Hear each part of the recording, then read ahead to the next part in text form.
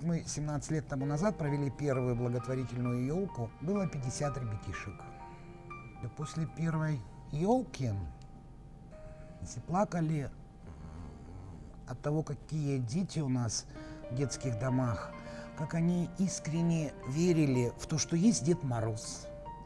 Они просили, чтобы пришла мама. И это было вот настолько искренне. Это нужно видеть глаза этих детей. И после этого я уже не смогла остановиться.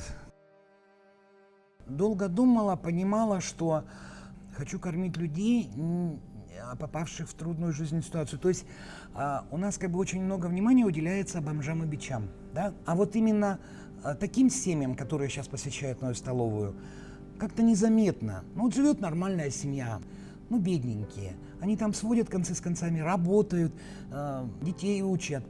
Ну, бывает так, раз муж лишился работы. Ну вот просто там сократили, уволили, да. А кормить детей надо, коммуналку платить надо. Ни для кого не секрет, у всех кредиты, а нету ничего.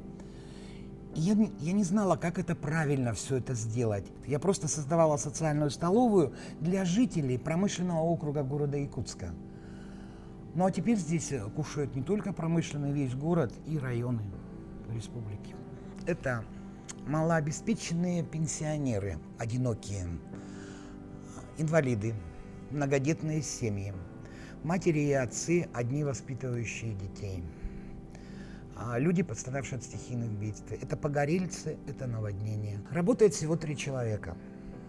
Я как директор, дочь моя повар, салат обязательно. Обязательно хлеб, чай с молоком, не ограничено.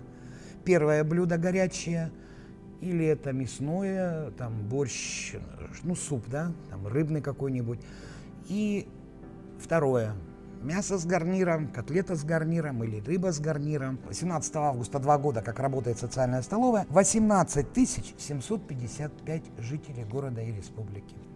А финансирования не хватает.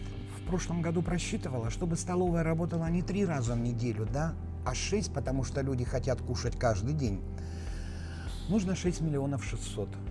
Год вообще как собака цепная, ни с кем не разговаривала, и я все это крутила у себя в голове. Я называю это круги ада.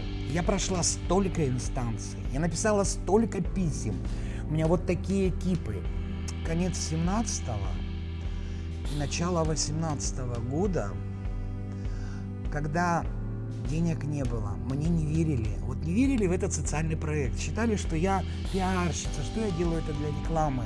Я сразу сказала, что этот проект не на 1 год, это надолго. И было так сложно, что я и плакала, и хотела бросить, и жить не хотелось. Но я очень такая настырная. Я прям иду до этой цели, пускай год, 2. Переломный момент наступил, когда я поняла, что меня признали, это конец 2018 года.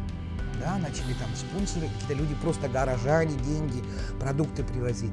А вообще, когда награждали меня Якутянин года, лауреат, да, давали, мне дали единственной из всех участников сертификат на 100 тысяч, Синет, как самой доброй женщине города.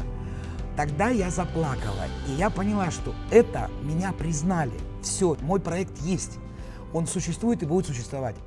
Каждый сам для себя решает. Вот пришло такое время, что я хочу помогать людям, не просто людям, а нуждающимся.